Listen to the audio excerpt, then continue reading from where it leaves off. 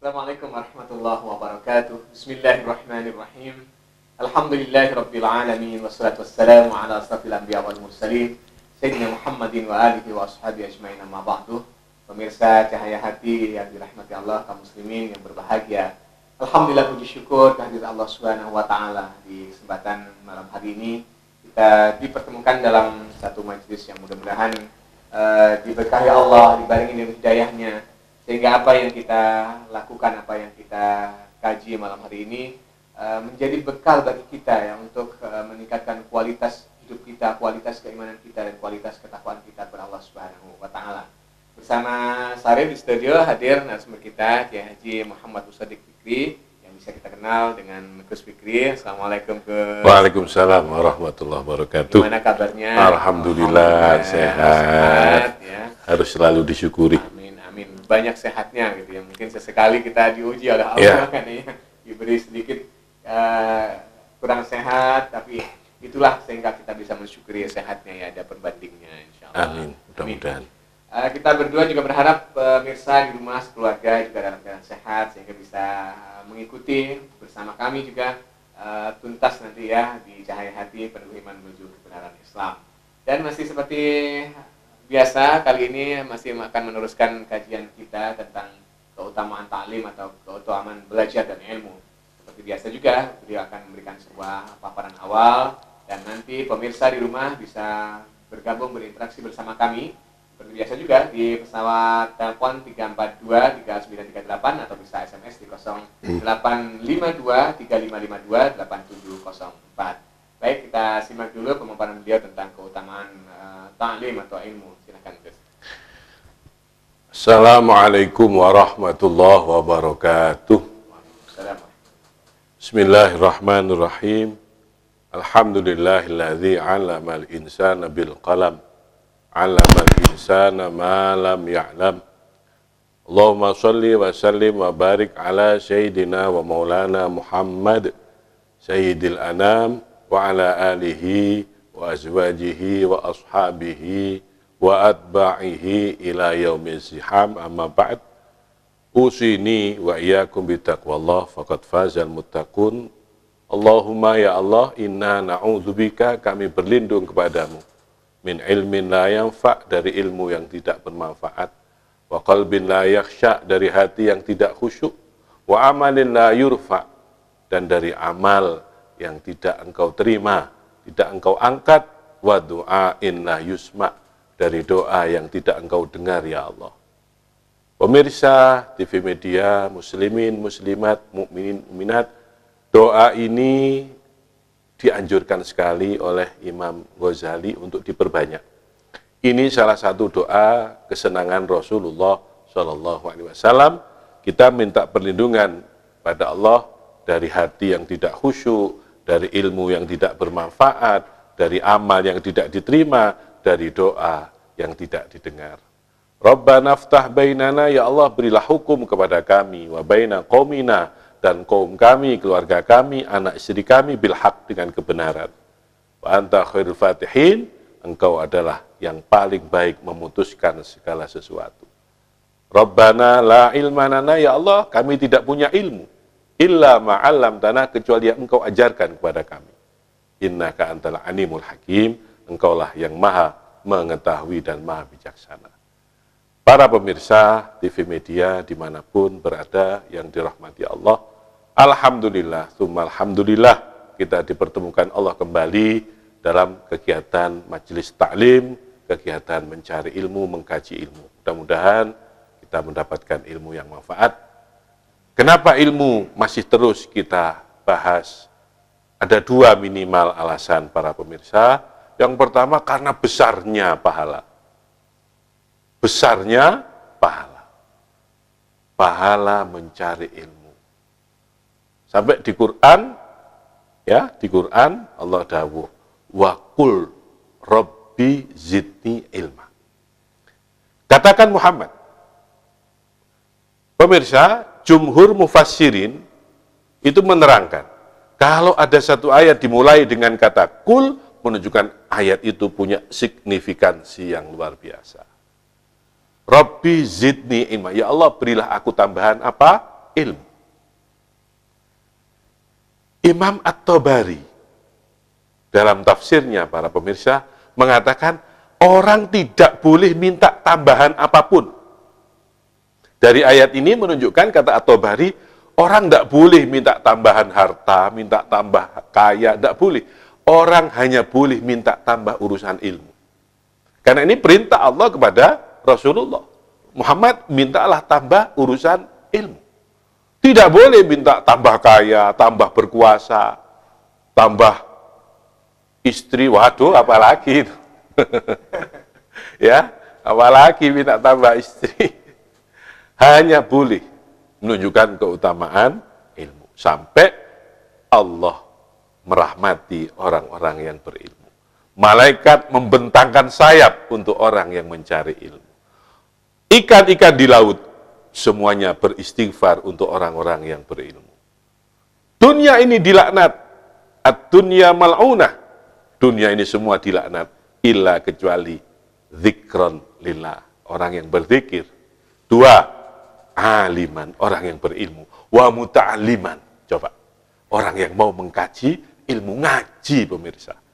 Dunia ini semua dilaknat. Wa mal'unun ma fiha. Dan dilaknat semua yang ada di dalam dunia. Apa itu laknat? Laknat itu orang dijauhkan dari rahmat Allah. Artinya apa? Tidak disayang Allah.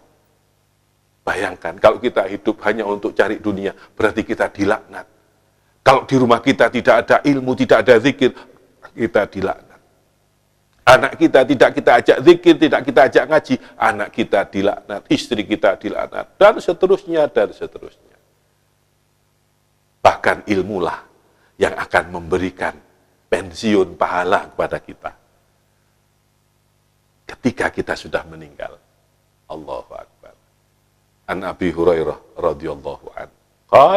Qala Rasulullah sallallahu alaihi wasallam, "Idza mata ibnu Adam inqata'a amaluhu." Semua terputus. Ketika manusia meninggal, terputus semua rekeningnya. Pahalanya terputus semua. Illa min thalathin, kecuali 3. 3 yang akan memberikan kontribusi pahala kepada kita, pemirsa, ketika kita sudah terbujur di bawah tanah.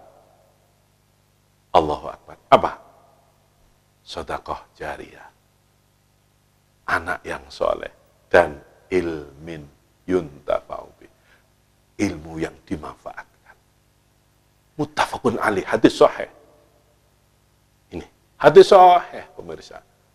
Makanya kiai itu kalau ngundang kiai amplopnya tebel itu hadisnya sahih, pemirsa. Kalau ngundang kiai amplopnya tipis hadisnya dhaif. Ya, hadis sahih. Maka kita tidak perlu ragu-ragu. Jadi besar sekali pahalanya mencari ilmu. Mudah-mudahan. Bahkan didawuhkan jalsatun inda alimin. Duduk sebentar ngaji. Afdalu min ibadati alfi sanatin. Itu lebih mulia, lebih utama daripada kita ibadah 1000 tahun. Berapa umur kita, pemirsa? Berapa umur kita? 1000 tahun? Enggak.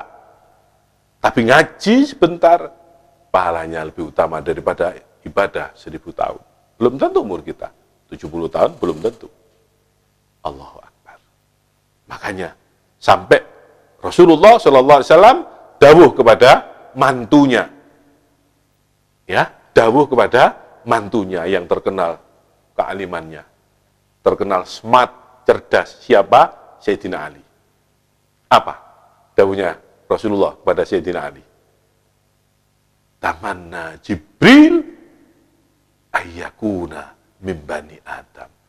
Jibril yang sudah enak-enak jadi malaikat, tidak ngeluh urusan dunia, tidak mikir gogas munda, tidak mikir beras naik, tidak mikir sembarang. Sudah enak kita ini di dunia jadi manusia ruwet, ngurusi anak ruwet, sembarang naik ruwet. Aduh, apalagi sudah harga-harga naik, ekonomi sulit, istri marah-marah toh. Aduh, tambah tidak kerasa di rumah. Akhirnya terus tidak kerasa di rumah. Sumpah, kerja males karena tidak menghasilkan. Di rumah takut kepada istri. Akhirnya stres, tidur di depan rumahnya. Tidur telentang. Disapa tetangga sudah tidak jawab. Jangan katanya bahasa Inggrisnya, mak tedung napang sampean kak. Jawab, setampang karena beri. Waduh, maksudnya apa kak? Engkau tedung napang, malam tak beri. Karena istrinya marah-marah terus. Jibril sudah enak jadi malaikat, ingin jadi manusia. Kenapa? Kata Rasulullah pada Sayyidina Ali, li talabil ilmi, supaya bisa ngaji. Supaya bisa ngaji. Jadi mari para pemirsa, setialah kepada ilmu. Ikutilah majelis taklim di mana-mana. Ada masjid, langgar musola, pengajian, ikutilah. TV media setiap malam Senin, alhamdulillah, menjadikan fasilitas kepada kita. Di TV tidak apa-apa, kita manfaatkan teknologi. Radio ada pengajian, ikuti. TV ada pengajian, ikuti. Insya Allah, pahalanya juga memberikan kebaikan kepada kita. Yang pertama. Yang kedua, karena dampak ilmu luar biasa. Jadi pahalanya luar biasa, dampaknya juga luar biasa. Ada yang masuk? Tidak apa-apa, kalau ada yang masuk saya putus dulu. Iya. Ada yang masuk? Ya. Ada. Baik, kita coba terima ya. Di 342 3938. Halo, assalamualaikum.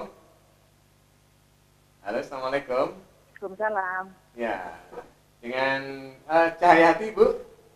Peneguh Iman. Peneguh Iman. Dari Ibu siapa di mana? Ibu Uni Subaidah dari Batang. Ya, Kuning Subaidah. Assalamualaikum Pak Yai. Waalaikumsalam warahmatullahi wabarakatuh. Gini Pak Yai, saya mau tanya. Saya mempunyai tetangga itu mempunyai koperasi. Nah, koperasi itu kan banyak karyawannya. Kepada nasabahnya itu kalau mengutangkan, kalau uang 100, pinjam 100 itu dikasih 95, langsung diambil yang 5.000. Terus disuruh bayar setiap hari itu 6.000 selama 24 hari. Yang saya tanyakan Pak Yai, apa itu riba? Dan seandainya saya diberi sedekah sama orang yang mempunyai koperasi, apa juga saya termasuk makan riba itu Pak Yai? Mohon penjelasannya Pak Yai. Sekian, terima kasih atas penjelasannya Pak Yai. Assalamualaikum warahmatullahi wabarakatuh. Waalaikumsalam warahmatullahi wabarakatuh. Ibu Subaidah, Neng Subaidah tadi ya. Baik, ini ada koperasi, jadi pinjam 100.000 misalnya sudah dikasihnya hanya 95.000. Jadi yang 5.000 sudah diambil dulu oleh koperasi gitu. Nah, kemudian dia harus mencicil 6 kali 6.000 kali 24 kali. Iya. Nah, apakah itu termasuk riba? Kalau kita kemudian diberi dari hasil riba itu bagaimana? Ibu Zubaidah. Barakallahu fiik Ibu Zubaidah. Alhamdulillah, mudah-mudahan bisa kita bahas pertanyaan dari Ibu Zubaidah. Ini sudah tidak sabar ini, jadi langsung masuk. Yang pertama, jelas bahwa praktek seperti itu adalah termasuk riba. Sudah jelas, karena antara pelunasan dengan penerimaan tidak sama, ada akad yang menguntungkan, mengambil manfaat dari utang piutang. Al-intifa fiddaini, kaidahnya pengambilan manfaat dari hutang piutang haram. Ya, fa innahu, karena sesungguhnya intifa fiddain ar-riba. Jelas-jelas riba. Jadi jawabannya jelas, Ibu Zubaidah, praktek seperti itu, pinjam uang 100.000 misalnya, 1 juta misalnya, tapi yang diterima hanya 900 misalnya, kembalikannya 1 juta, itu jelas-jelas termasuk riba. Dan dosanya sangat besar. Kalau kita tahu bahwa itu uang riba, kita diberi, sebaiknya kita tolak. Dalam rangka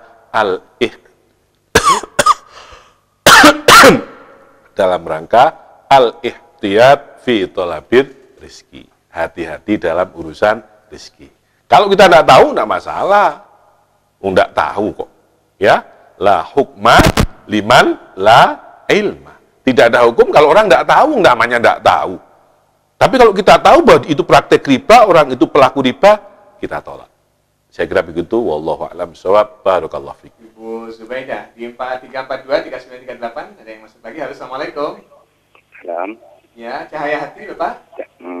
Iya, Cahaya Hati. Iman. Waalaikumsalam, Gus. Fikri. Waalaikumsalam.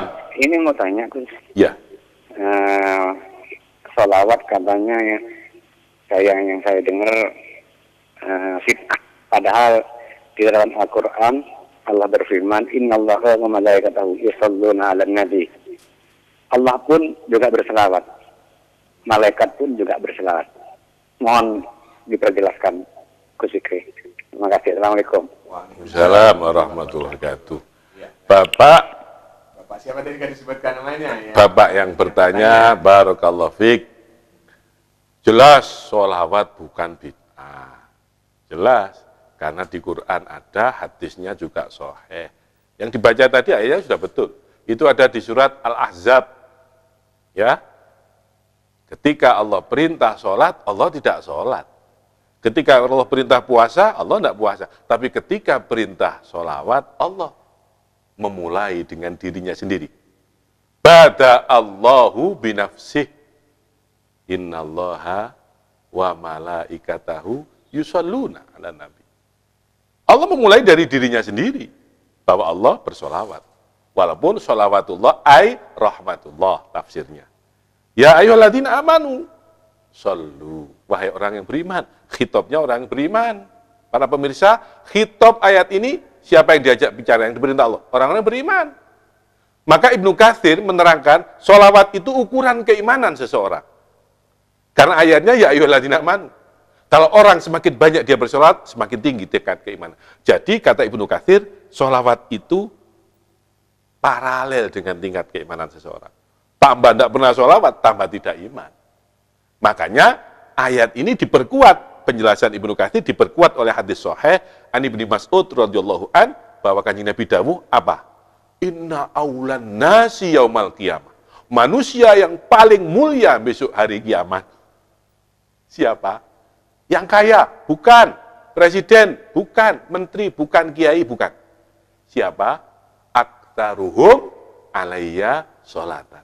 Yang paling banyak bersolawat kepadaku. Subhanallah. Perintah Rasulullah, perintah Allah. Jadi, tidak benar kalau dikatakan sholawat itu bid'ah. Hadisnya sahih, ayatnya jelas. Saya kira begitu. Wallahu a'lam bishawab. Barakallahu fiik. Ya, Bapak penanya ya, jadi sholawat bukan bid'ah.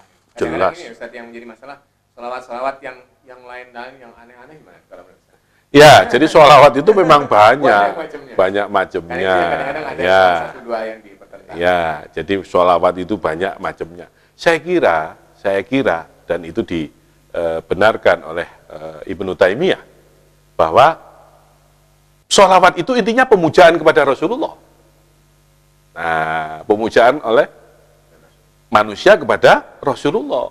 Kanjeng Nabi itu pernah, para pemirsa pernah ada orang sahabat itu, namanya Ka'ab bin Syihir, itu memuji kanjeng Nabi, ya, membaca sholawat. Kanjeng Nabi mendiamkan, berarti itu takrir. Kanjeng Nabi membiarkan orang baca sholawat. Kalau mau baca macam-macam, sepanjang intinya pemujaan kepada Rasulullah, mudah-mudahan tidak apa-apa. Ada sholawat Nadia, ada sholawat Ibrahimiyah, ada sholawat Munjiat, ya, ada sholawat macam-macam, sholawat haji, ya, yang sudah direkomendasi oleh para ulama. Itu dipersilahkan. Tapi wa aqallu sholati ala Nabi sallallahu alaihi Muhammad. Paling pendek sallallahu alaihi Muhammad. Sudah, ini paling pendek. Ya, jangan diringkas lagi. Misalnya diringkas lagi cuma Muhammad. Bukan sholawat. Tidak ada. Apalagi cuma diambil pucuknya tok. Mat. Bukan syafaat yang datang. Madrai. Ya, saya kira begitu. Wallahu a'lam. Baik, pemirsa, itu jadi jawabannya untuk penanya tadi tentang sholawat. Sebenarnya itu amalan-amalan yang sangat-sangat dianjurkan ya. Tapi jangan lupa, karena jaminan banyak sholawat akan masuk surga, lupa sholat. Ya. Baik, silakan di 342-3938 ya, atau satu SMS saya baca dulu. Assalamualaikum warahmatullahi wabarakatuh. Waalaikumsalam warahmatullahi wabarakatuh. Saya mau menanyakan apa yang dimaksud dengan ulil amri. Terima kasih. Wassalamualaikum warahmatullahi wabarakatuh, dari Fikri di Gebang, tentang ulil amri. Ya, ayatnya ati Allah wa ati Rasul wa ulil amri. Ulil amri itu adalah pemerintah yang diketahui oleh banyak orang. Katakan di Indonesia, orang ditanya, siapa presiden Indonesia? SBY, yaitu ulil amri sudah. Ya, itu masuk ulil amri. Bahkan itu termasuk imam. Jadi tidak benar kalau ada aliran, ada ajaran mengatakan perlu mengangkat imam selain imam yang sudah ada. Tidak. Imam itu adalah pemimpin yang diakui banyak pihak. Semua dunia internasional ngakui Indonesia. Ini ulil amri itu orang yang diserai perkara. Waliul amri, orang yang diwakili untuk mengatasi perkara masyarakat. Yang dimaksud ulil amri adalah pemerintah yang sah. Wallahu a'lam bishawab. Barakallahu fiik. Termasuk dari ajaran paling atas sampai paling Ya. Baik, itu tentang ulil amri untuk Fitri di Gebang. Silakan masih kita tunggu ya. Telepon Anda di 342-3938. Atau kita lanjutkan. Kita lanjutkan, masih belum selesai. Tidak ada yang masuk? Ada telepon? Tidak ada. Sekarang kita bicara tentang, para pemirsa, kita bicara tentang dakmak luar biasa dari ilmu. Salah satunya, itu banyak sekali, kita akan terus bahas itu. Salah satunya ada di surat Al-Mu'minun ayat 114. Ya, kalau mau dicatat silahkan pemirsa. Ya, surat Al-Mu'minun ayat 114. Allah berfirman, A'udzu billahis samii'il 'alim minasyaitonir rajim. Bismillahirrahmanirrahim. Qala illa bithtum illa qalila law annakum kuntum ta'lamun. Qala, Allah berfirman, Allah dawuh, illa bithtum illa qalila. Kamu tidak hidup di dunia, ai fid dunya, illa bithtum, in ai ma. Maknanya tidak. Tidak hidup kamu di dunia, ai fid dunya, illa kecuali qalila, sebentar. Coba, kamu hidup di dunia cuma sebentar. Kesadaran hidup sebentar, pemahaman bahwa hidup di dunia hanya sebentar, itu lau, diikat dengan lau, kalau syarat. Annakum kuntum ta'lam. Kalau kamu punya ilmu. Coba. Jadi ilmu itu salah satu dampaknya pemirsa, memberikan kesadaran kepada kita, pemahaman kepada kita, bahwa hidup hanya sebentar, sekejap pemirsa, sedilu. Makanya kita harus pandai-pandai manajemen waktu. Berapa umur kita? 60, 70. Subhanallah. Ada yang masuk? Ya, kita coba terima. Putus dulu. 3938. Halo, Assalamualaikum. Halo, Assalamualaikum. Waalaikumsalam. Ya, Cahaya Hati, Bapak.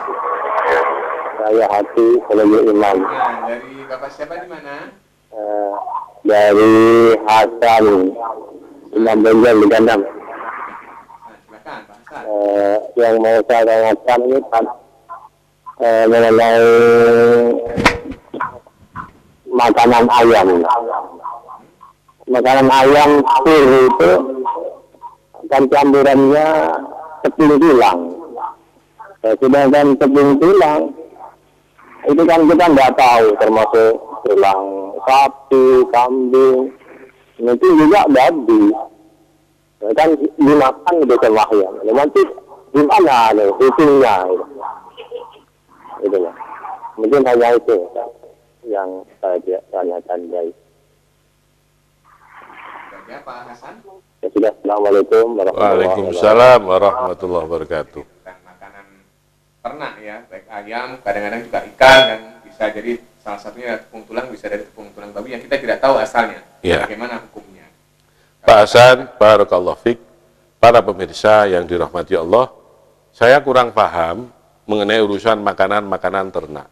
Tapi urusan makanan minimal di Quran ada 2. Ya, soal makanan. Yang pertama, Allah dawuh, ya ayyuhar rusul kulu minat thayyibat. Makanlah yang baik, ai al halalat. Yang halal. Ya. Coba. Wa'malu sholiha.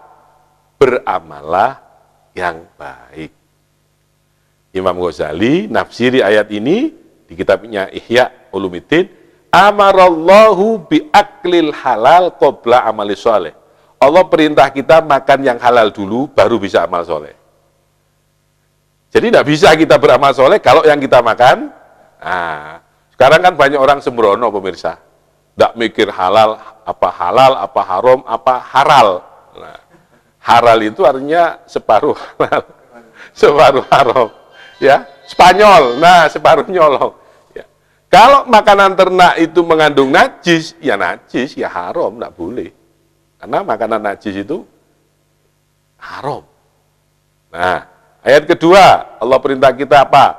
Fal yamduril insanu ila ta'amih. Seharusnya manusia melihat apa yang dimakan. Kalau kira-kira meragukan, ini kira-kira gimana? Gimana caranya? Rasulullah kasih lagi petunjuk. Alhamdulillah, kita punya Islam sudah lengkap, petunjuknya lengkap. Makanya ngaji, pemirsa. Kalau kita ragu-ragu pada satu perkara, dalilnya jelas. Hadis Hasan ini. Ya, hadis Hasan. Tapi ada sebagian yang mensohehkan. Da' ma yaribuk ila ma la yaribuk. Tinggalkan yang kamu ragu. Tinggalkan. Ini kira-kira halal apa? Tinggalkan. Jangan, ini kira-kira halal. Wah, halal sudah. Kita kan begitu, pemirsa. Oh, bismillah sudah halal lah. Ini yang membuat hidup kita kocar-kacir karena bahan bakarnya sudah kotor. Coba lihat sepeda motor, coba lihat mobil. Kalau bensinnya murni, mesinnya mulus, larinya kenceng, wus. Coba kasih bensin campuran. Mogok. Sama. Kita kalau urusan ibadah, karena yang kita makan tidak jelas. Ya, jadi kalau makanan ternak itu haram, ya otomatis masuk kategori haram, tidak boleh. Ya, saya kira begitu Pak Hasan. Barakallahu fiik, wallahu a'lam. Baik, itu untuk Pak Hasan, dan mohon maaf ya, yang telepon hanya di 0331 342 3938. Khusus untuk SMS di 0852 3552 8704. Hanya untuk SMS saja, telepon di situ nanti tidak bisa kita terima. Baik, ada SMS yang harus kita jawab dulu, saya baca.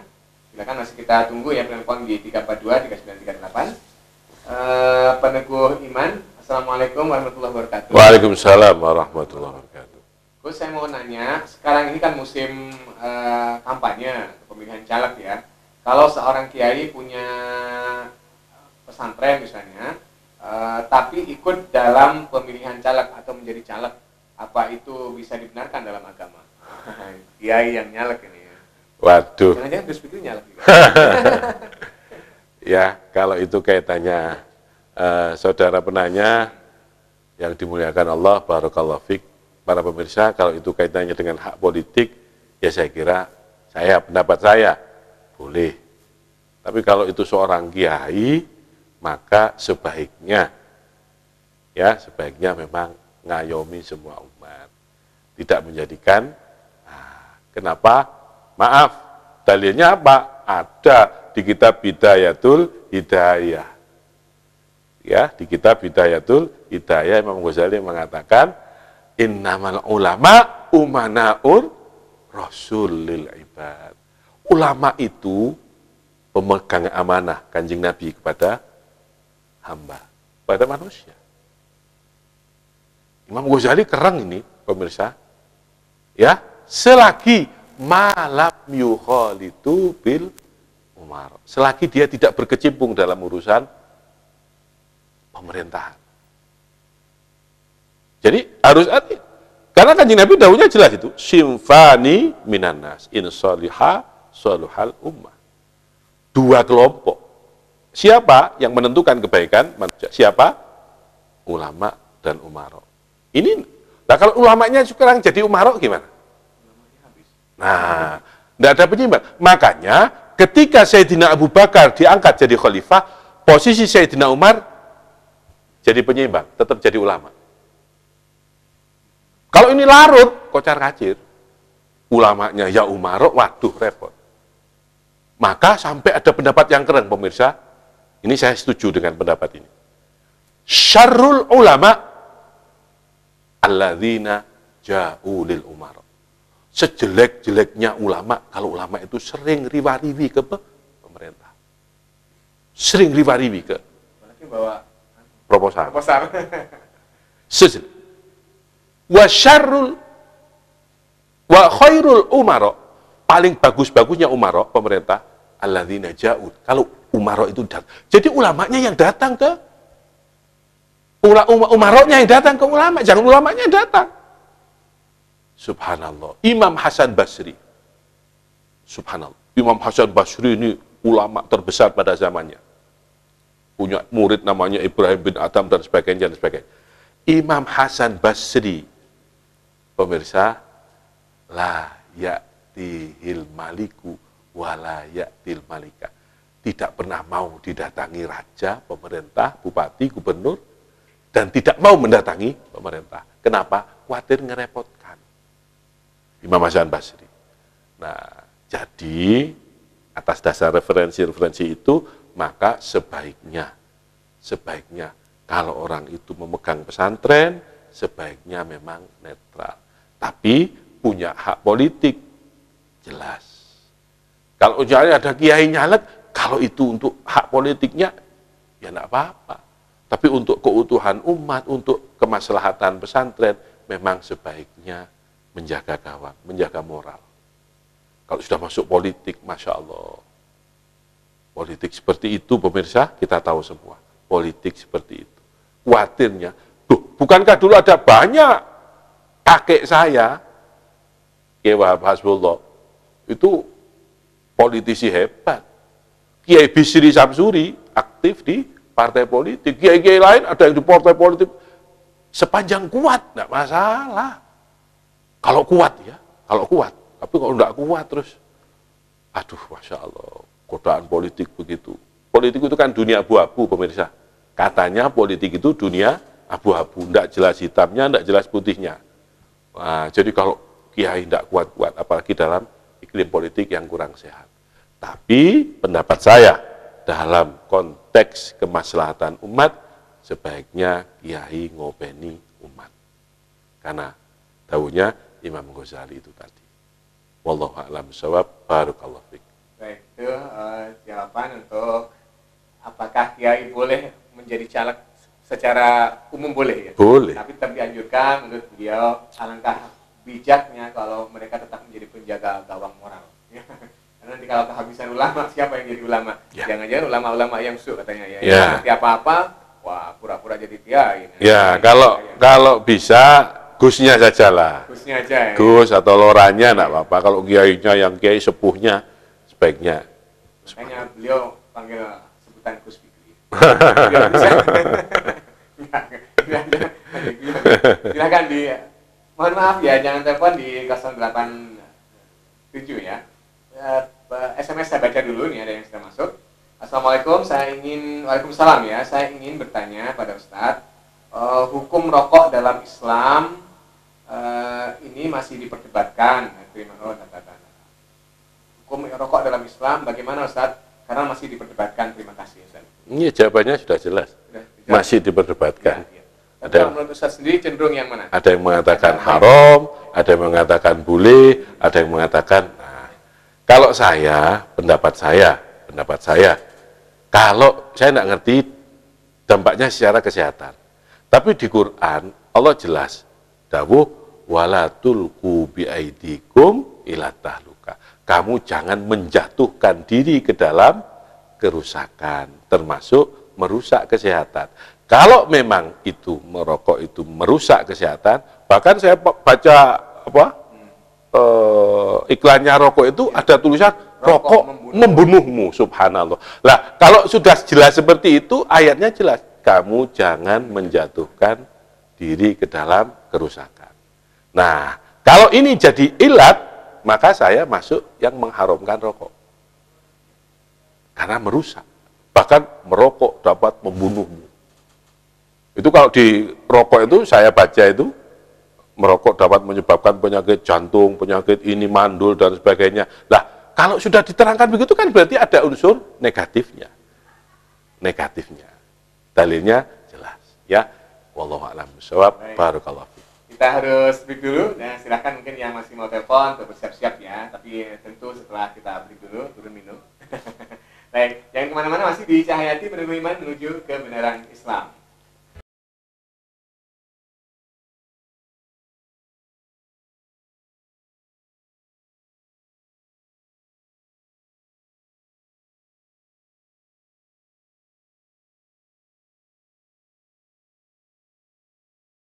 Bagi sebagian orang, di hari-hari ke depan dan di tahun-tahun ke depan ini adalah hari-hari dan tahun-tahun yang penuh dengan permasalahan dan penuh dengan ketekanan-tekanan kehidupan, sehingga menjadikan mereka membuat hidup ini menjadi tertekan sekali.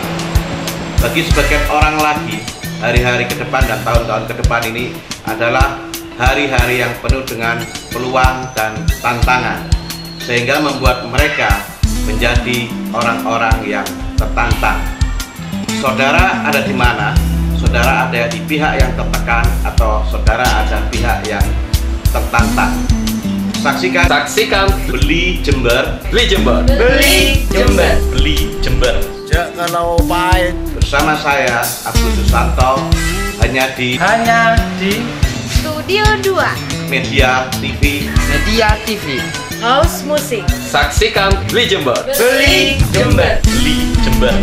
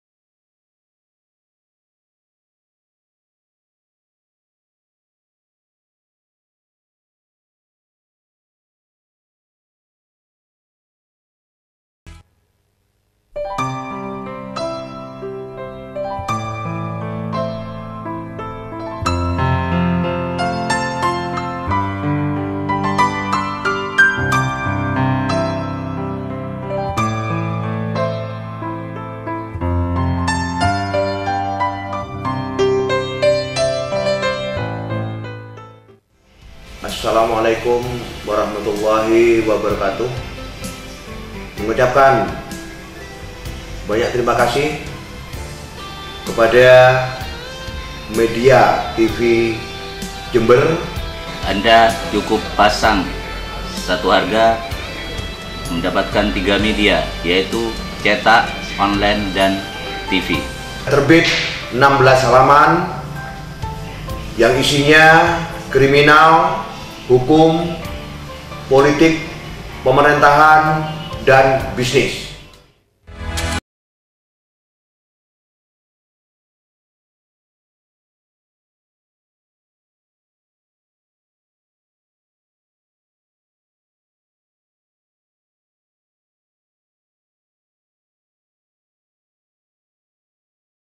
Terima kasih Anda masih terus bersama kami di Cahayati Penunggu Iman menuju kebenaran Islam bersama narasumber kita, Kiai Haji Muhammad Musaddiq Fikri. Beliau adalah pengasuh pondok pesantren Riyadhus Shalihin di Jalan Melati, Jember. Silakan bisa kembali bergabung di 342 3938 di jalur telepon ya, dan di jalur SMS di 0852 3552 8704. Silakan di halo, assalamualaikum.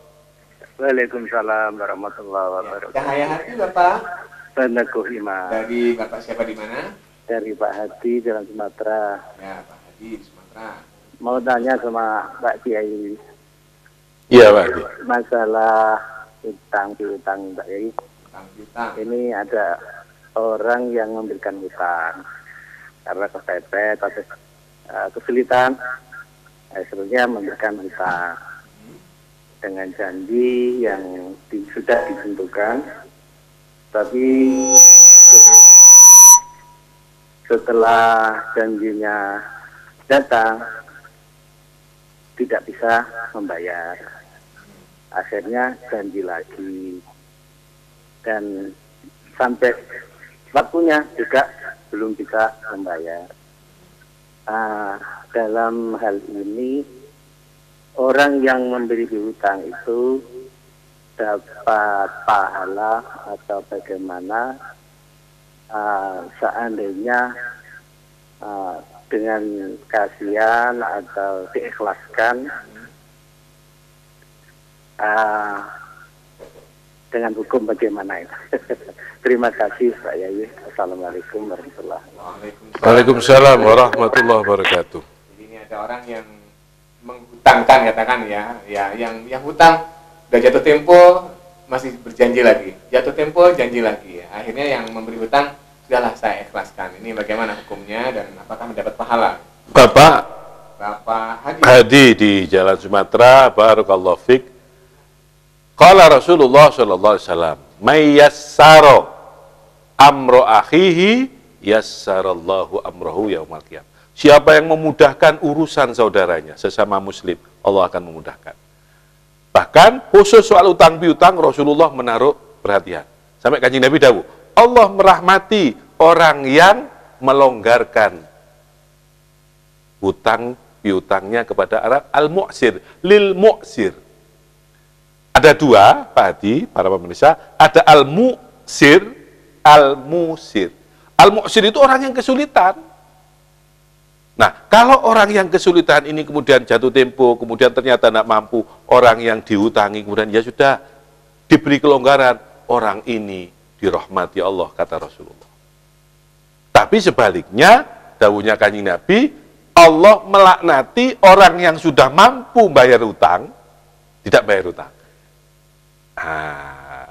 Jadi subhanallah, kalau orang itu memang betul-betul tidak mampu, Pak Hadi dan para pemirsa, kalau perlu bebaskan. Jangan pernah hitung-hitungan bisnis, jangan hitung-hitungan dengan Allah.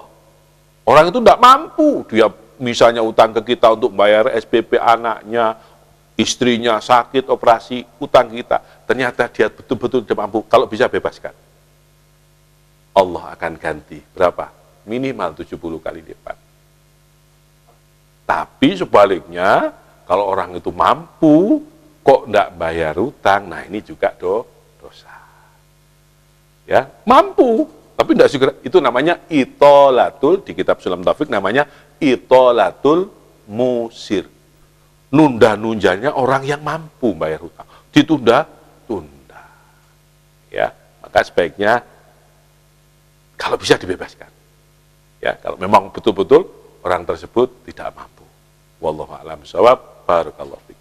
Ya, ke Pak Hadi di Jalan Sumatera, jadi lebih baik bebaskan ya. Insyaallah Allah Maha tahu dan pahalanya luar biasa sama dengan sedekah kita. Mungkin lebih dari sekedar sedekah ya, karena memang beliau yang sedang berhutang kepada kita memang benar-benar orang yang harus kita bantu. Ya. Ada satu hadis lagi para pemirsa soal hutang ini.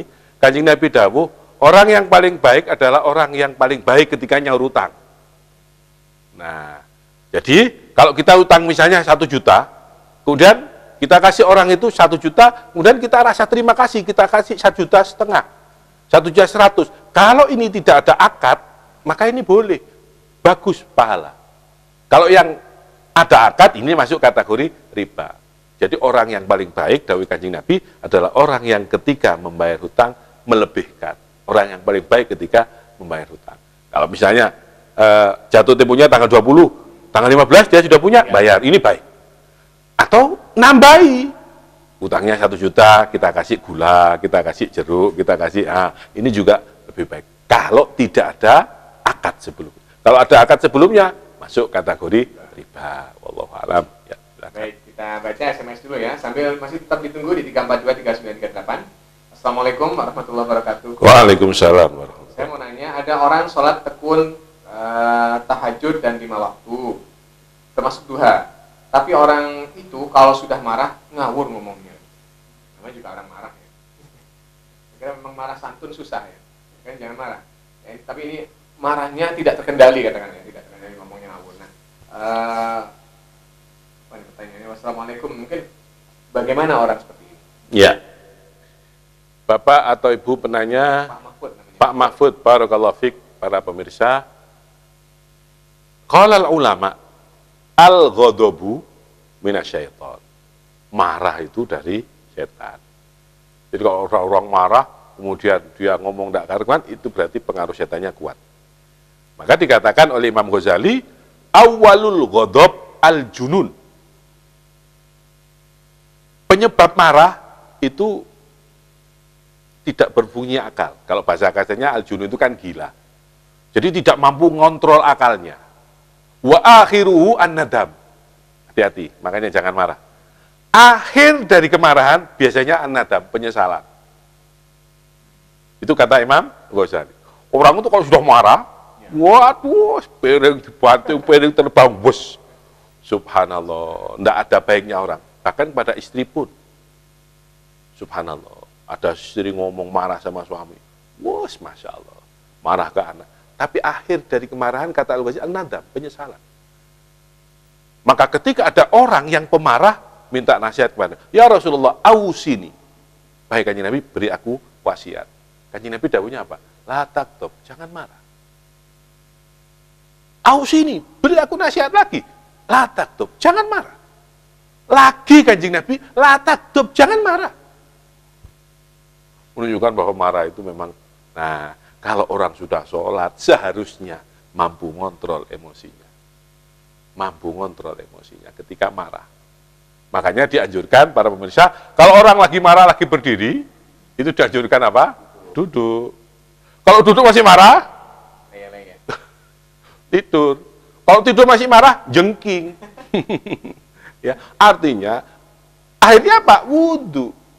Kalau kita lagi marah sama istri, marah sama wudhu. Marah minasyaiton, dari setan, setan terbuat dari api. Api musuhnya apa? Air. Wudhu. Set, selesai. Ya, jadi kalau kita marah, berusaha untuk menahan diri supaya tidak berujung kepada an-nadam, penyesalan. Kalau ada orang sholatnya pateng, kok masih marah-marah seperti itu, berarti ada yang bermasalah di sholatnya. Ya, Allahu a'lam bishawab. Barakallahu fiik. Untuk Mahfud ya, Pak Mahfud atau Mas Mahfud. Kemudian penanya berikutnya di jalur SMS ya, mudah-mudahan bisa dijawab semua ya, kan ada 10 lagi Mas. Waktunya kita tinggal beberapa menit lagi. Baik, kita baca ini. Assalamualaikum warahmatullahi wabarakatuh. Waalaikumsalam. Assalamualaikum warahmatullahi wabarakatuh. Saya ingin tanya apa hukum wanita berjilbab di dalam Islam? Dan bagaimana kalau ada yang mengatakan tidak apa wanita tidak berjilbab asal suami mengizinkan? Ini suami yang baik kali ya. Longgar kepada istrinya. Iya. Silakan, Gus. Ini kira-kira ibu ini, Ya. ibu atau saudari penanya yang dirahmati Allah, barakallahu fiik, para pemirsa yang dirahmati Allah. Ayatnya saya lupa persisnya, bunyinya, tapi tafsirnya, terjemahannya bahwa perintahlah, wahai orang-orang yang beriman, perintahlah istrimu memakai jilbab. Insya Allah saya cari nanti ayatnya. Tapi terjemahannya saya masih ingat, wahai orang-orang yang beriman, perintahlah istrimu memakai jilbab. Nah, jilbab itu untuk apa? Nutup rambut. Rambut itu aurat bagi wanita. Saya ulangi, rambut adalah aurat bagi. Karena aurat bagi wanita, wa auratul mar'ah fis sholati jami'u badaniha. Aurat wanita seluruh tubuhnya, ilal wajha wal kafain. Kecuali wajah dan dua telapak.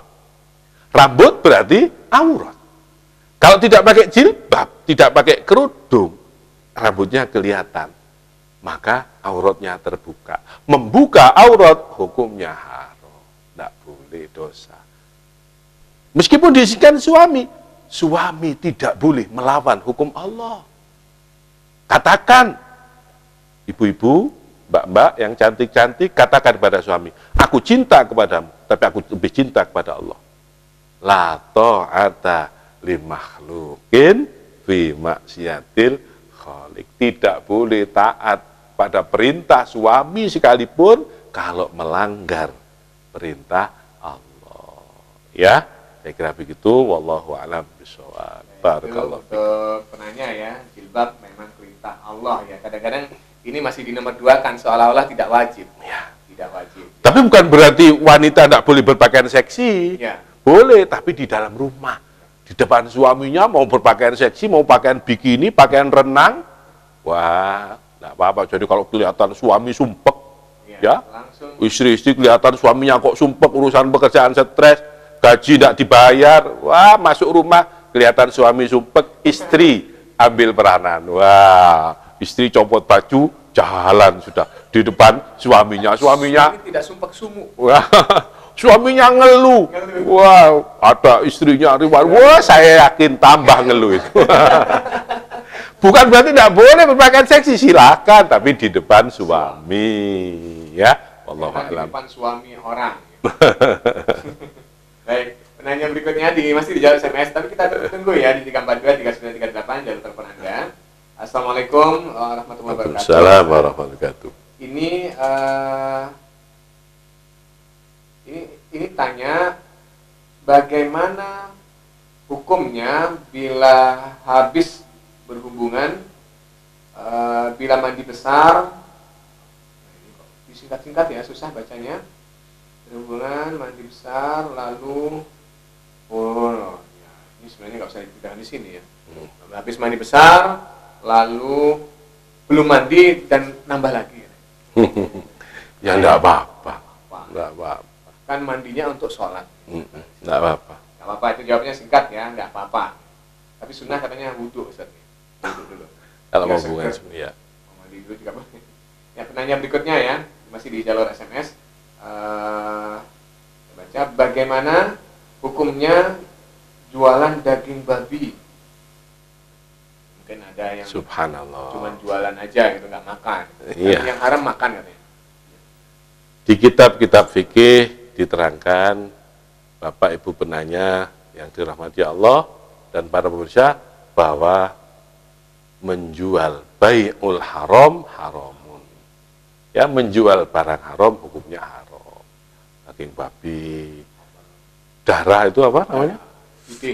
Dede, homer dan sebagainya, itu jelas haram mahdoh. Haram jelas. Karena menjual barang haram. Ya. Yang kedua, menjual barang yang diperkirakan akan digunakan untuk kejahatan. Walaupun barangnya tidak haram. Contoh, jual kondom. Jual kondom itu, kalau yang beli pelajar, jadi haram, tidak boleh dilayani. Ya. Padahal sekarang, Masya Allah, padahal pemerintah kemarin itu saya protes pemirsa, itu Menteri Kesehatan, siapa namanya itu mengatasi penyakit AIDS, mau bagi kondom gratis di sekolah-sekolah. Subhanallah, itu saya tanda tangan atas nama beberapa kiai seluruh Indonesia, nolak itu, kirim surat ke SBY. Dan saya minta menterinya suruh pecat itu. Gimana bagi kondom ke sekolah? Ngatasi AIDS bukan dengan bagi kondom. Ya. Ngatasi AIDS. Nah, jadi menjual barang yang harus diseleksi. Contoh narkotika. Narkotika itu kalau untuk pendidikan medis kan boleh. Tapi kalau dijual bebas menjadi haram. Menjual pisau kepada orang yang mau bunuh diri atau mau merampok menjadi haram. Kalau yang ditanyakan soal menjual babi, bukan hanya haram, tapi didawuhkan oleh Imam Nawawi, haram mahdoh, haram jelas. Ya, wallahu a'lam. Barakallahu fiik. Untuk penanya yang tanya tentang menjual babi ya, untuk menjual sesuatu yang memang diharamkan oleh Allah, Ya. menjadi haram hukumnya termasuk, apalagi daging babi. Penanya berikutnya, Assalamualaikum Gus.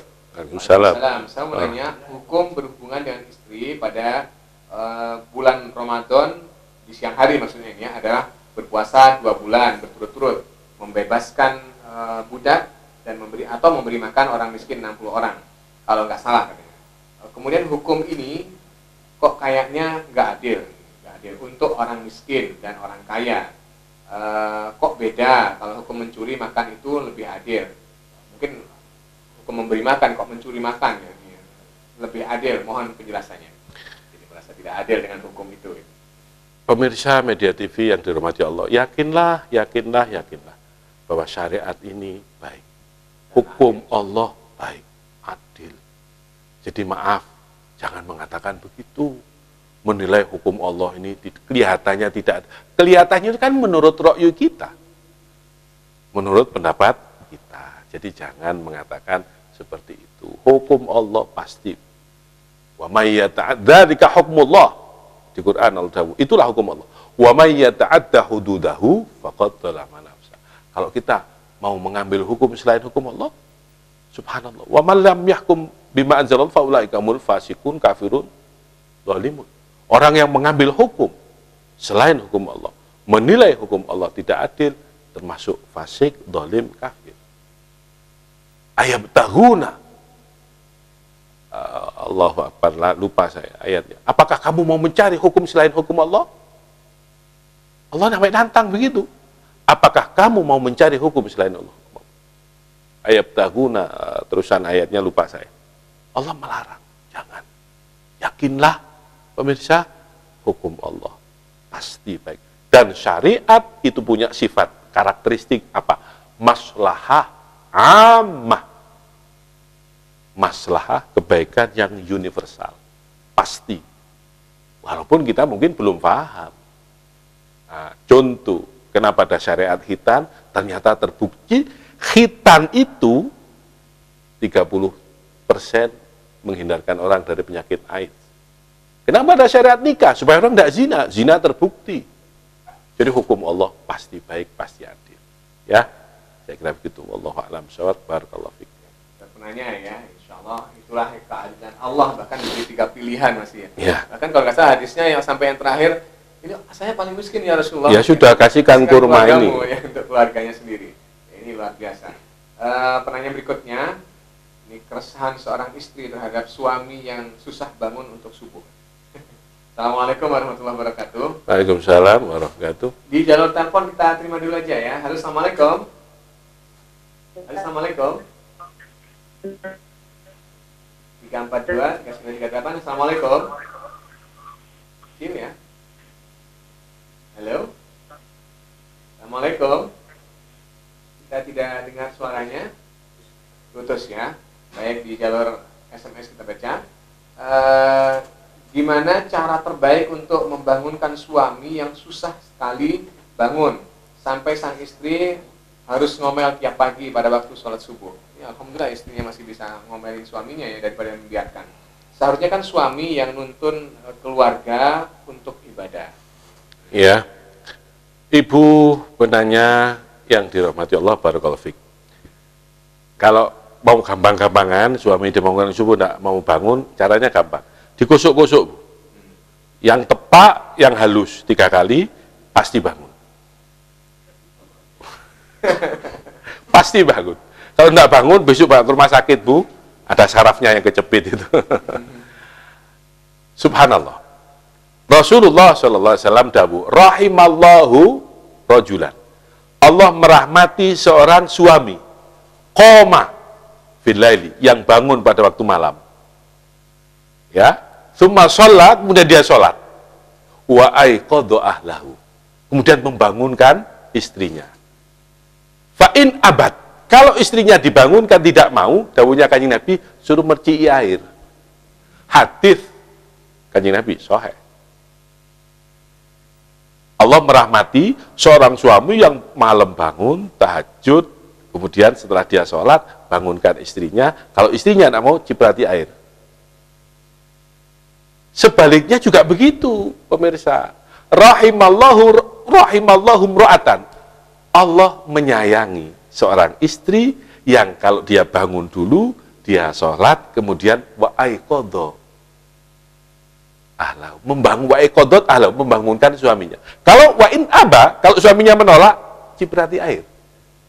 Bukan disiram, ciprati air. Nah, ini cara dari Rasulullah. Kalau suami tidak mau, apalagi dibangunkan sholat subuh, bukan wajib.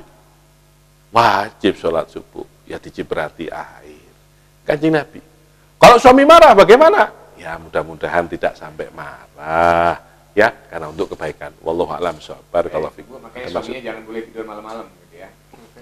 Di 342 3938. Halo, assalamualaikum. Assalamualaikum. Sepertinya masuk feedback ya. Coba agak jauhan dari televisinya ya. Halo, assalamualaikum. Halo. Bapak kecil, agak kencang ya. Ini mestinya sudah masuk ke sini ya, tapi nggak ada suaranya. Halo. Halo, Assalamualaikum. Waalaikumsalam warahmatullahi Ya, wabarakatuh. Cahaya Hati, Bu. Iya, Dari dari mana? Bu Hamnah Dari di siapa, Bu? perumahan Tegal Pusat Permai. Ya, baik, silahkan Ibu. Mau tanya, baik, dasar hukum yang menerangkan bahwa yang tolaknya sah itu adalah dari suami, dan sejauh mana tolak yang diucapkan oleh suami itu sah. Baik. Karena selama ini kan sering orang laki-laki gampang mengucapkan tolak kepada istrinya. Itu bagaimana, minta keterangan yang jelas termasuk dasar hukumnya. Terima kasih. Assalamualaikum warahmatullahi wabarakatuh. Waalaikumsalam Tentang warahmatullahi dasar hukum tolak, dan mungkin talak itu kan kadang bahasa yang dipakai seperti apa? Ya. Yang termasuk talak. Ibu Ibu namanya tidak penanya yang dirahmati Allah, barakallahu fik. Qala Allah Ta'ala fi kitabil karim, at-talaqu marratan. Ya, tolak itu 2 kali. Nah, di tafsir ayat itu dijelaskan bahwa tolak itu adalah wilayahnya suami. Wewenang suami. Istri minta boleh. Artinya boleh bukan boleh, artinya diperkenankan. Tapi penentu tolak adalah suami. Dan bukan suami yang baik yang sedikit-sedikit mengatakan tolak. Ya, karena Rasulullah dawuh, ma akroman nisa illa karim, wa ma ahanahunna illa lain. Tidaklah suami yang memuliakan istrinya adalah orang mulia, suami yang hebat. Wa ma ahanahunna, suami yang merendahkan istrinya, duduk nyentak, duduk pekat, tolak, tak mulino nongomabu, waluas, bahwa illa lain. Orang suami itu hina. Yang ketiga, abghadul halal indallah at-talaq. Ya. Perbuatan halal tapi paling dibenci Allah, tolak. Jangan main-main. Paling dibenci Allah loh ini. Abghadul halal. Abghad itu isim tafdhil. Halal tapi paling dibenci Allah. Jangan main-main. Suami kok duduk. Main-main dengan sesuatu yang dibenci. Nah, karena ini paling dibenci Allah, ulama sepakat bahwa tolak tidak mutlak berlaku. Ucapan, kamu saya ceraikan, tidak mutlak berlaku. Ada beberapa konsideran, ada beberapa pertimbangan. Kalau itu diucapkan dengan emosional, tidak berlaku. Ya, kalau diucapkan dengan emosional, ketika marah, mengucapkan tolak, tidak berlaku. Tapi meskipun tidak berlaku, jangan main-main dengan itu. Karena Allah tidak suka, Allah benci. Ya, nah, kapan tolak itu berlaku? Ketika diucapkan dengan kesadaran penuh. Istriku, karena kamu saya perintah sholat, kamu tidak mau. Kamu saya perintah gini, maka saya takut kepada Allah. Dengan ini, saya minta maaf, kamu saya ceraikan. Nah, ini berlaku. Berlaku sudah. Talak 1. Kalau diucapkan 2, talak 2. Masih bisa rujuk? Masih.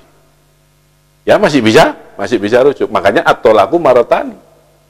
Tolak itu 2 kali. Masih bisa rujuk. Kalau rujuk, ya sudah rujuk. Ya. Tapi kalau sudah 3 kali mengucapkan itu, maka termasuk tolak talak 3, tidak bisa rujuk. Ini sudah namanya tolak bain. Tidak bisa rujuk. Harus bisa.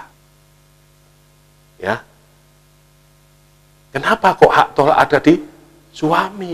Karena ar-rijalu qawwamuna 'alan nisa. Tapi jangan main-main. Jangan main-main. Ya, kalau ada pertengkaran di Quran, Allah kasih solusi. Apa? Subhanallah, lupa ayatnya saya. Kalau terjadi pertengkaran, tidak bisa diselesaikan, ambil satu orang bijaksana dari pihak suami, ambil satu untuk mendamaikan. Kalau dua-duanya sama-sama keras hati, maka diselesaikan lewat orang yang bijaksana dari pihak suami, di pihak istri untuk dirembuk. Saya kira begitu. Wallahu a'lam bishawab. Barakallahu fiik. Baik, itu untuk Ibu penanya ya, dan kita baca satu SMS yang terakhir yang bisa kita baca ya. Mungkin ada 4 yang tidak bisa kita baca, mohon maaf, mungkin lain waktu bisa kita tanyakan. Assalamualaikum warahmatullahi wabarakatuh. Waalaikumsalam warahmatullahi wabarakatuh. Gus mau tanya bagaimana seorang suami, bagi seorang suami lebih utama sholat di musola atau jadi imam di rumah, dari Budi di Gebang. Ibu? Dari Budi. Oh, dari Bapak Budi. Sholat Ya. di masjid, Ya. di musola, atau lebih utama menjadi imam di rumah Ya. keluarganya. Bapak Budi, barakallahu fiik. Dan para pemirsa, bagi laki-laki sholat paling utama adalah di masjid atau musola atau langgar. Bagi laki-laki paling utama di masjid. Ya, kalau bagaimana kalau tidak bisa ngimami, istrinya repot di rumah, tidak apa-apa, suaminya ke masjid. Istri karena repot di rumah, sholat di rumah, ya tidak bisa ikut ke masjid. Kalau suaminya istiqomah sholat di masjid, maka istri dapat pahalanya jamaah. Tetap suami lebih baik di masjid. Ya, saya kira begitu. Wallahu a'lam bishawab. Barakallahu fiik. Baik, penanya yang di jalur telepon ya, mohon maaf, gimana Ustaz? Mau diterima? Satu lagi. Satu penelpon yang masuk ya, sudah terlanjur penjat-penjat dengar sendiri. Halo, assalamualaikum. Halo, Ya agak kenceng dikit. Cahaya hati. penerimaan Baik, dari siapa, di mana Bapak? dengan Mas Busairi di Sukoharjo. Ya, Pak Husairi di Sukoharjo, silakan. Gini Gus, mau tanya, Ya. ada amalan khusus enggak buat istri yang sedang hamil? Terus yang kedua, saya pernah mendengar kalau daging ayam dan semacamnya yang sudah disembelih dan diamkan di kulkas lebih dari 3 hari dihukumi bangkai katanya. Terima kasih. Mohon maaf, yang kedua pertanyaan. Yang kedua kurang jelas. Daging Ayam yang sudah disembelih dan diawetkan di kulkas lebih dari 3 hari dihukumi bangkai katanya Gus. Kecuali Dihukumi bangkai. Oh iya. Paham sudah. Ya, makasih Gus. Assalamualaikum. Assalamualaikum warahmatullahi wabarakatuh. Yang pertama tadi apa, doa untuk istri yang sedang Ya. hamil? Imam Syafi'i itu di dalam sejarahnya diriwayatkan usia 7 tahun hafal Quran. Kenapa? Karena ketika ibunya hamil, abahnya Imam Syafi'i, Syekh Muhammad Idris, membaca Quran untuk Imam Syafi'i di perut istrinya sambil dikusuk-kusuk.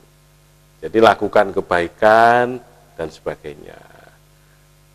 Siti Hannah, ibunya Nyai Maryam, suaminya Imron, ya, itu ketika hamil nazar, kalau anakku lahir, Rabbi ini nazar tu ma fi batni muharrar. Ya Allah, aku nazar kalau istriku, anakku lahir, akan aku perintah untuk mengabdi di Masjidil Aqsa Muharrar. Jadi doa-doa yang dipanjatkan, yang dimintakan bagi suami, baca Quran sebanyak mungkin. Ya, baca zikir boleh. Pertanyaan kedua, tadi misalnya daging ayam. kalau waktu disembelihnya pakai nama Allah, bismillah, pakai cara yang syar'i, enggak. Meskipun disimpan di kulkas 3 hari, tidak termasuk bangkai. Karena menentukan bangkai itu adalah proses penyembelihannya. Ya, proses penyembelihan, bukan berapa lama disimpan, bukan. Proses penyembelihannya itu yang menentukan halal atau tidaknya daging binatang. Saya kira begitu. Wallahu a'lam bishawab. Barakallahu fiik. Baik, itulah pertanyaan-pertanyaan yang bisa kita jawab baik lewat telepon maupun di jalur SMS ya. Ada 4 SMS yang belum bisa kita jawab karena waktu juga, mohon maaf. Mungkin insya Allah lain waktu bisa kita baca lagi dan tidak saya hapus ya, mudah-mudahan tidak hilang ini. Terus waktu membatasi perjumpaan kita, dan mungkin disimpulkan dari perjumpaan kita pertama tadi sampai beberapa pertanyaan yang membuat semangat kita tetap baik insya Allah. Pemirsa Media TV dimanapun Anda berada, mudah-mudahan kita tetap setia, kita tetap cinta kepada ilmu, karena pahalanya yang luar biasa dan dampaknya itu tadi. Ya, tapi maaf, saya mohon maaf kalau dampaknya yang saya terangkan tadi belum tuntas. Ya, insya Allah akan kita sambung pada episode berikutnya karena tadi sudah ada penelpon yang masuk. Yang penting mudah-mudahan hidup yang ringkas yang hanya sebentar mampu kita manfaatkan sebaik-baiknya sehingga kita tidak termasuk orang yang membuang-buang waktu, tidak menjadi penunda, tidak menjadi pelambat kebaikan. Sehingga umur kita meskipun pendek akan menjadi umur yang efektif, efisien, bermanfaat. Mudah-mudahan ilmu kita manfaat, Allah menyembuhkan penyakit kita yang sakit, memudahkan urusan kita, memberikan kita rezeki halal barokah, menguatkan iman Islam kita, memberikan kita keluarga sakinah, mawaddah warahmah, anak-anak kita semua ya Allah, mudah-mudahan jadikan anak-anak kami sholihin, sholihat, berilah kami rezeki yang halal barokah, jadikan kami orang-orang yang cinta kepada ilmu, cinta kepada Rasulullah, wafatkan kami semua ya Allah husnul khatimah, wallahu a'lam bishawab. Subhanakallahumma bihamdik asyhadu an la ilaha illa anta astaghfiruka wa atubu ilaik. Mohon maaf lahir dan batin. Terima kasih Gus, mudah-mudahan bermanfaat dan dibarengi dengan hidayah Allah sehingga perjumpaan kita akan memberikan sebuah dampak yang luar biasa bagi kita dalam rangka peningkatan ketakwaan kita dan ketaatan kita kepada Allah Subhanahu wa taala. Sampai jumpa di kesempatan yang akan datang setiap hari Minggu jam 19.30 waktu Indonesia bagian barat, masih di yang pasti di Media TV Cahaya Hati Penuh Iman menuju kebenaran Islam. Akhirul kalam, wassalamualaikum warahmatullahi wabarakatuh. Waalaikumsalam warahmatullahi wabarakatuh.